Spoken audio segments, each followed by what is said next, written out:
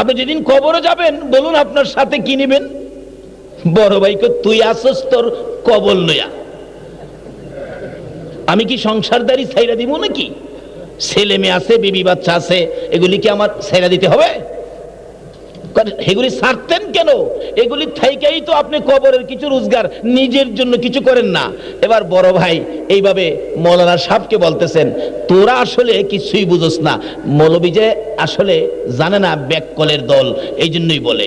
মৌলবী বলে ব্যাককলের দল। আর বলুন তো, নাইবে নবী আলেম হেরা কি ব্যাককলের দল?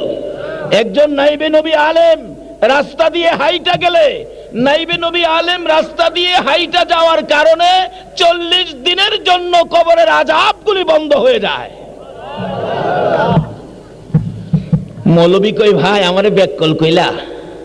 যে দেহি ব্যাককল আমি না তুমি।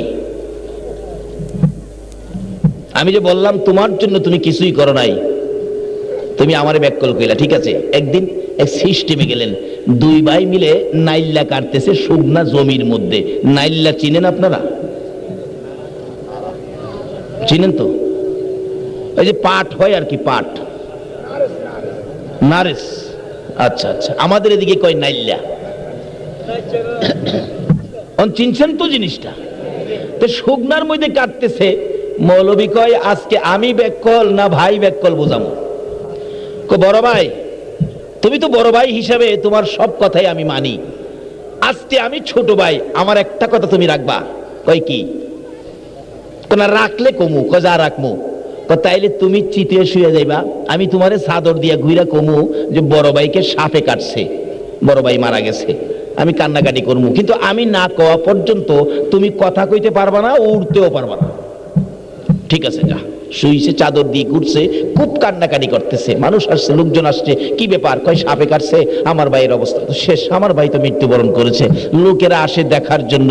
কয় না, চাদর সরাইবেন না, সাপের কাটা রুগী তো, যদি রুগীর গায়ে হাত দেন এ সারা বিষ আপনার শরীরে দেয়া উঠবে।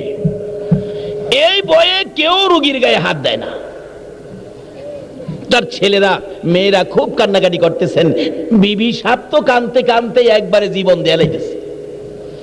একজন মুরব্বী বলেন, মৌলানা সাহেব, আরে ওজা দিয়ে কবিরাজ দিয়ে যারাই তো বিষ নামানো যায়, এই সিস্টেম করে দেখেন না বিষটা নামাইতে পারে কিনা। এক কবিরাজের বাড়িতে গিয়ে মৌলভী সাহেব বলতেছে, কবিরাজ সাহেব আসলে আমার ভাইকে সাপে কাটে নাই, ভাই ব্যাককল না আমি ব্যাককল, বুঝাইবার লেগিয়া এই সিস্টেম করলাম।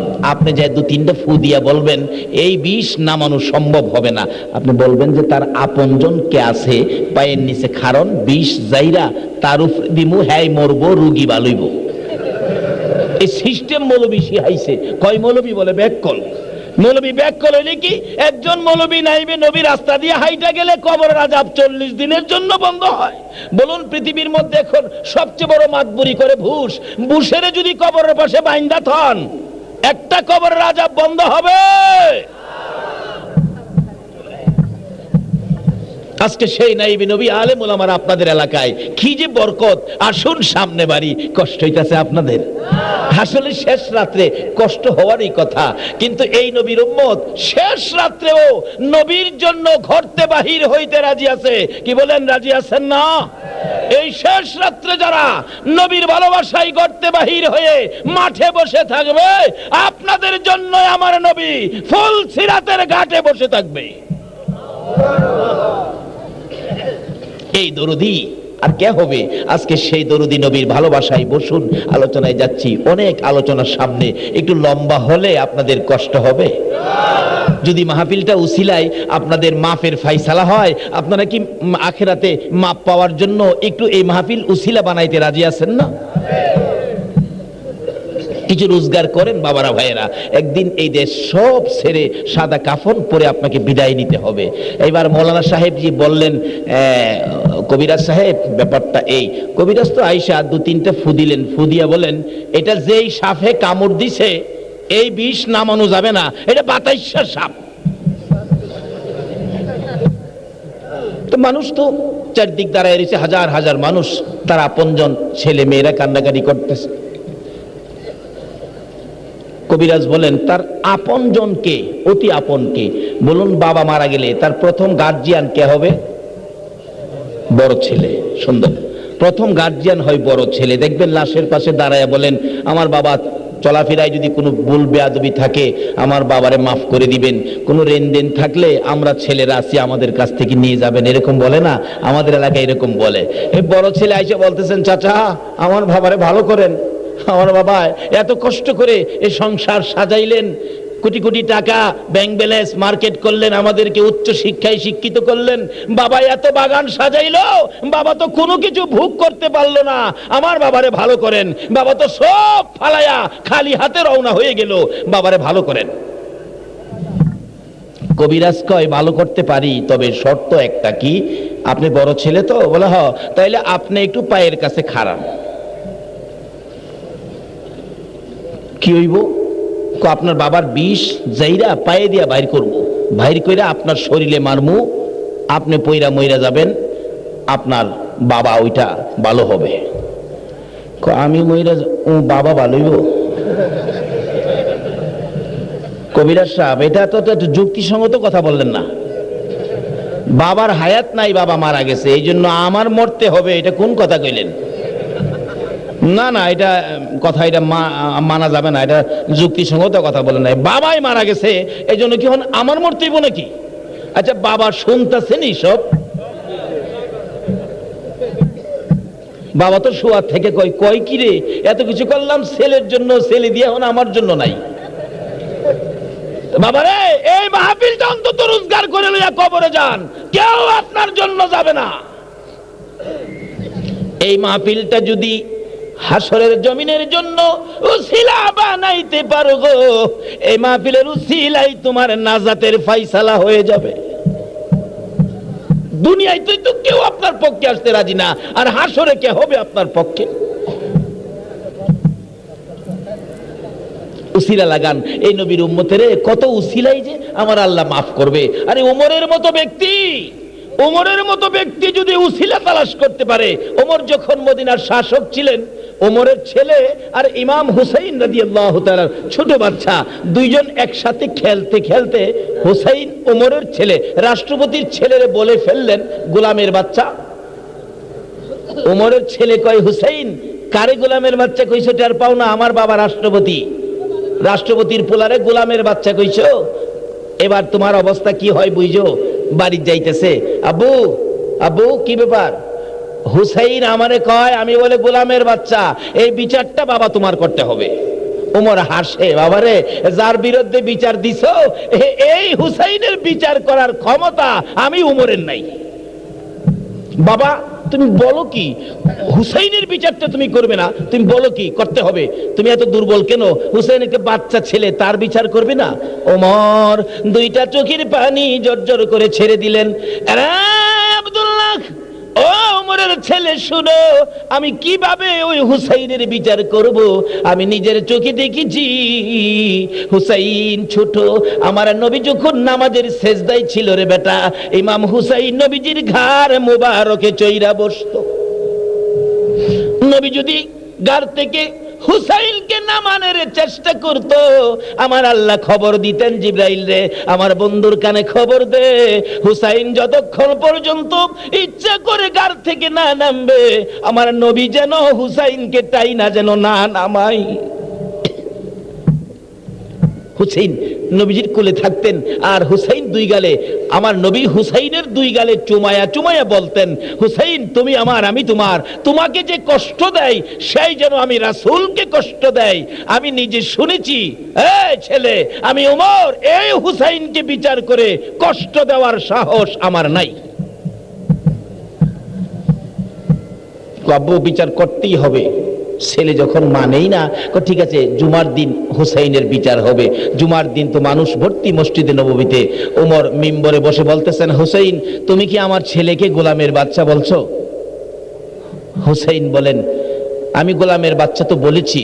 হযরত আলী রাদিয়াল্লাহু বলেন, ওমর বাচ্চাদের ব্যাপার এটা বাদ দিলে হয় না।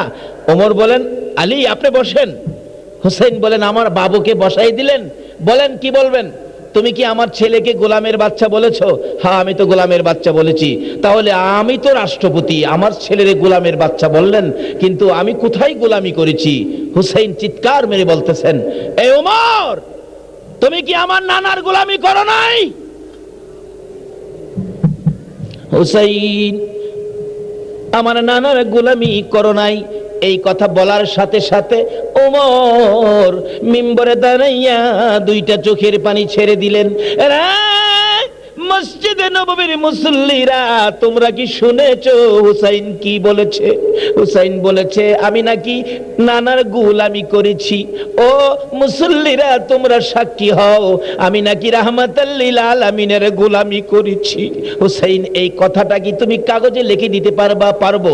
লিখেছে, ওমর আমার নানার গোলামি করেছে বিদায় তার ছেলের গালি দিয়েছি গোলামের বাচ্চা। নিচে দিয়ে সিগনেচার করলেন ইমাম হুসাইন।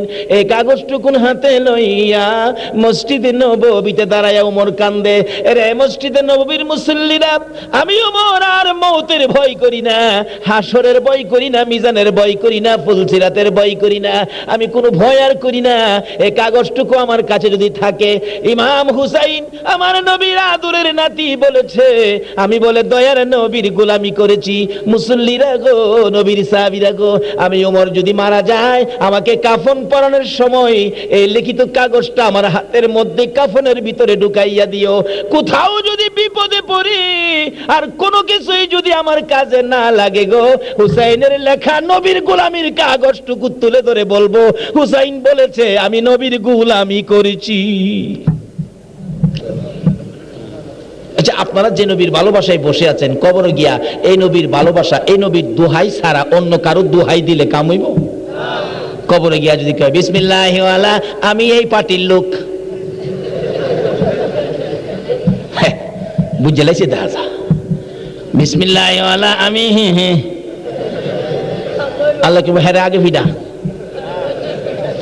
যা কি কইলে কাম হইব? বিসমিল্লাহি ওয়ালা। বাবারে, আসল ঠিক করেন, যে পার্টি করেন করেন, আমি নিষেধ দেই না, খুব করেন, কিন্তু আসল ঠিক রাখেন। বিসমিল্লাহি ওয়ালা মিল্লাতি রাসূলিল্লাহ, এটা ঠিক রাখেন। এই লাইন ছাড়া জান্নাতে যাওয়া সম্ভব? জান্নাতে যাওয়ার একটাই লাইন, সে লাইনটা হলো নবীর মহব্বত। জোরে জোরে কোন সুবহানাল্লাহ। কিভাবে যাইবেন? এই তো সামনে আসতেছে।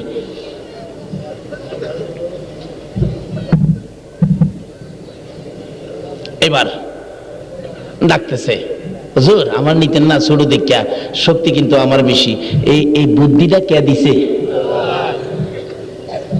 নবীজি কয় কি, হুজুর বিশ্বাস না করলে বড় ভাইয়ের লোক আমার কুস্তি লাগা দেন।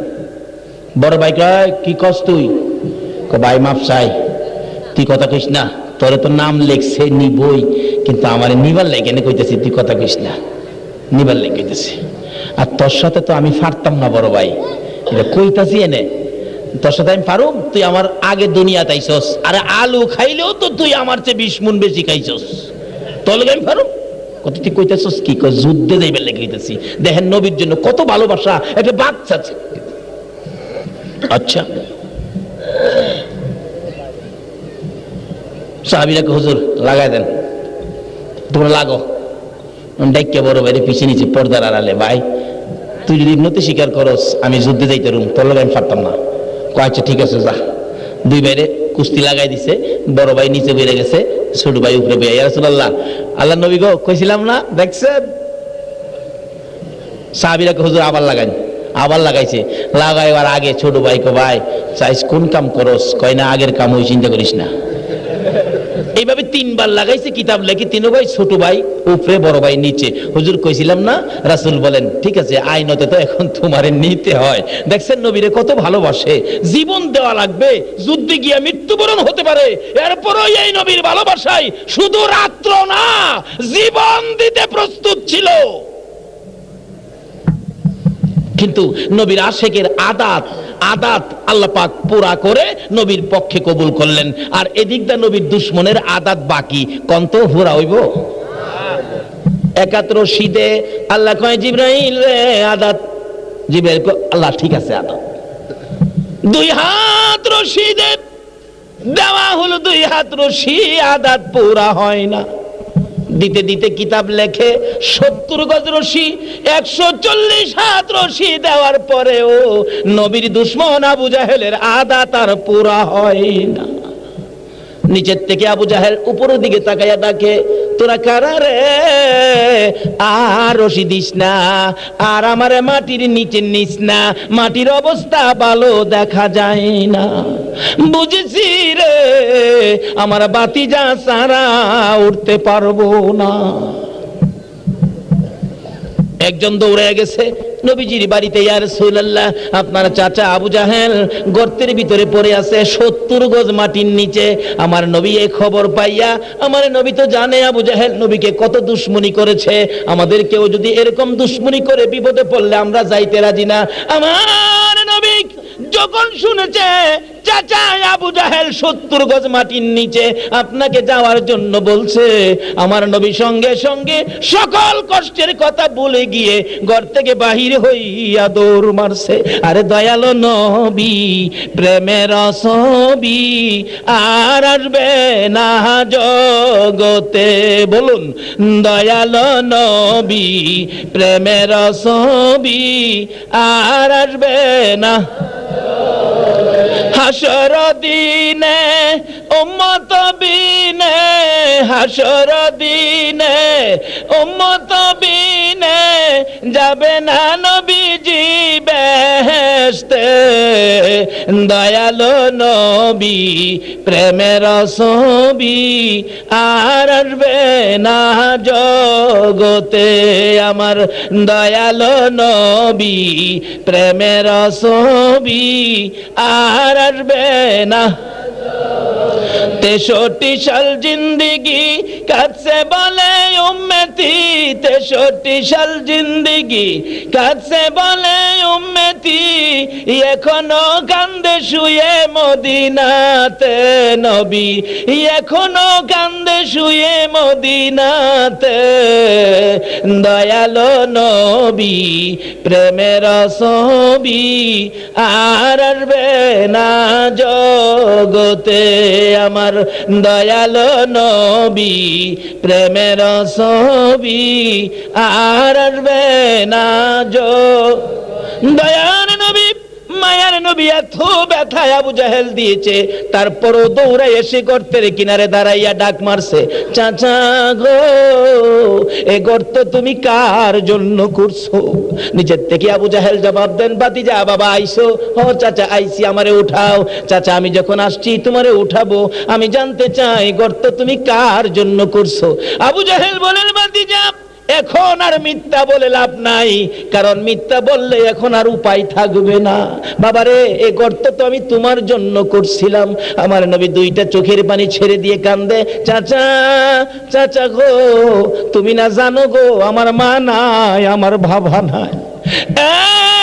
চাচা আমার মা নাই, বাবা নাই, আমি এতিম, নবীকে কষ্ট দেওয়ার জন্য এত বড় গর্ত আমার জন্য কেন করলা? তোমার কি মায়া নাই? তোমার কি দয়া নাই? চাচা রে, ভুল হয়ে গেছে রে বাবা, আর জীবনে গর্ত করবো না, আমারে উঠাও। চাচা তোমারে উঠাবো, কালিমাটা পড়ো। এবার আবু জাহেল কয়, উপরে উঠলে কালিমাটা পড়বো, আমার নবীকে নিচে পড়লে উপরে উঠাবো। আবু জাহেল কয়, বাবা কথা দিলাম উপরে উইটা পড়বো। আমার নবী নিচের দিকে হাত বাড়াইলেন, আল্লাহ বলেন, ও জিবরাইল, আমার বন্ধু যখন হাত বাড়াইছে রে, আজকে আর বাকি থাকতে পারবে না। নবীজি নিচে হাত দিলে 140 হাত নিচে আবু জাহেল। নবী ডাকে, চাচা উপরে হাত দেন। উপরে হাত বাড়াইলে আমার নবী রাহমাতুল লিল আলামিনের হাতের সাথে হাত মিলে গেছে। জোরে জোরে কান সুবহানাল্লাহ। আমার নবী টান দিয়ে উঠাইলে আবু জাহেল বলেন, বাতিজা এত বড় জাদুগির তুমি আগে জানি না। নাউজুবিল্লাহ, আসতে কইলেন। আচ্ছা হেরে ফাইলে আপনারা বাড়িতে নিয়ে খাওয়াইবেন না হেরে ফিডাইবেন? আচ্ছা এই আবু জাহিল্লারে ফিডাইবার লেগে আপনারা কে কে রাজি আছেন? একটু হাত তুলে দেখেন তো। মাশাআল্লাহ মাশাআল্লাহ, হাত নামাইন। অন্যান্য মাহফিলে হাত তুলে খাতির বেহাগিরা রাখে। আচ্ছা এখানে মাশাআল্লাহ সুজা হয়েছে, আবার হাত তুলেন কে কে ফিডাইবেন হেরে? নারে তাকবীর, নারে রিসালা, নারে গাউসিয়া। এই আবু জাহেল, ফাকতালে বেড়াগিরি করছস, বেড়া হইলে ছোট্ট গ্রাম আদি একবার। আমার মনে হয় এখানে যদি আইয়ে আপনারা ওয়াজ শুনবেন না, হেরে আগে ফিডাইবেন। আচ্ছা আল্লাহ হুনতাছেনি, আপনারা কি কইতেছেন? নবীর দুশ্মনের ফিরাইবেন আপনারা, আল্লাহ খুশি হইব না বেজার হইব? আল্লাহু আকবার। আল্লাহ খবর পৌঁছাইতাছে মদিনায়, বন্ধু গো তোমার উম্মত বাংলাদেশে কি কয়, আবু জাহেল বলে ভিড়ে হেলাইব। আমার মনে হয় আইলে বুড়া বেড়ায় চান্স পাইতো না, ফুলাফানের কিলেই হাই পুরান বাপ ডাকবো। তবে বাবারা ভাইরা, আবু জাহেল কিলাইলে মুরাইলে নবী যে খুশি হবে, এর চেয়ে বেশি খুশি হবে যদি কালকার থেকে নামাজে খারইয়া যান। কারণ ইবাদতের জন্য বানাইছে। আসুন নবীর লই আমরা ইবাদতে যাই। বলতেছিলাম নবীর ভালোবাসা ছাড়া জান্নাত মিলে না। একটা মহিলা হইয়া হযরতে সুমাইয়া, খেয়াল আছে নি কথাটা? হযরতে সুমাইয়া বলেন, রে আবু জাহেল বল আমারে কি বলবি, আমারে কি শাস্তি দিবি? জীবন নিতে পারো, আমি রাহমাতাল লিল আলামিন ছাড়তে পারি না। অসহায় গরিব মানুষ হযরতে সুমাইয়ার মা, হযরতে আম্মারের মা সুমাইয়া রাদিয়াল্লাহু তাআলা আনহা সুমাইয়াকে ডেকে আনে মরুভূমির পরিষ্কার জায়গার মধ্যে দাঁড় করাইয়া, কেন আমার নবীকে ভালোবাসে, কেন নবীর পক্ষে যায়। সুমাইয়ার সমস্ত শরীরের কাপড়গুলো, ওই মহিলা সুমাইয়ার কাপড়গুলো আবু জাহেল টাইনা টাইনা খুলে একেবারে উলঙ্গ করে ফেলেছে। সুমাইয়া লজ্জায় চক্ষু দুইটা বন্ধ করে দুইটা হাত বুকের উপর দিয়ে চোখের পানি ছাড়তেছে। আবু জাহেল ডাকে, রে মক্কার যুবকেরা দেখা যা, সুমাইয়া মহিলাকে উলঙ্গ করেছি, আয় তোরা কে কে দেখবি। সুমাইয়া ডাকে, মাবুদ তোমার বন্ধুর পাগলিনী সুমাইয়াকে উলঙ্গ করে। আবু জাহেল মক্কার যুবকদেরকে ডাকে দেখার জন্য, কিন্তু আবু জাহেল তোমাকে তো একবারও ডাক দিল না। আমি সুমাইয়া তোমাকে দাওয়াত দিলাম, তোমার বন্ধুর পাগলিনী সুমাইয়াকে তুমি একবার দেখা যাও না গো আল্লাহ। আমার আল্লাহ কয়, সুমাইয়া রে আমি তোর দাওয়াত কবুল করলাম রে সুমাইয়া। আবু জাহেল বলেন, আল্লাহকে ডাক দিছো, দাওয়াত দিছো দেখার জন্য, দেখি তোমার আল্লাহ কেমন দেখে। নিষ্ঠুর পাষাণ আবু জাহেল দৌড়াইয়া ঘরের ভিতরে যাইয়া একটা বড় বল্লম নিয়ে আসলেন। উলঙ্গ সুমাইয়া দাঁড়িয়ে আছে, চোখ দুইটা বন্ধ। নিষ্ঠুর পাষাণ আমার নবীর আশেক, নবীর পাগল সুমাইয়াকে তলপেটের নিচে লজ্জাস্থানের মধ্যে বল্লম দিয়ে এত জোরে আঘাত করলো, সুমাইয়া চিত হইয়ে জমিনে পড়ে গলাকাটা মুরগির মতো লাফাইয়া জিহ্বাটা বাহির করে দিয়ে ডাকতেছে, মাবুদ তোমার বন্ধুর প্রেমে জীবন দিলাম গো, দেখা গেল না। আমার আল্লাহ বলেন, জিবরাইল রে আমার বন্ধুর পাগলিনী সুমাইয়া জীবন দিতে যাচ্ছে, আমাকে ডাকে দেখার জন্য। আমার বন্ধুর পাগল হইয়া সুমাইয়া জীবন দেয়, আমি আল্লাহ কেমনে খালি হাতে যাইব রে? আল্লাহু আকবার। আমার বন্ধুর পাগলিনী সুমাইয়া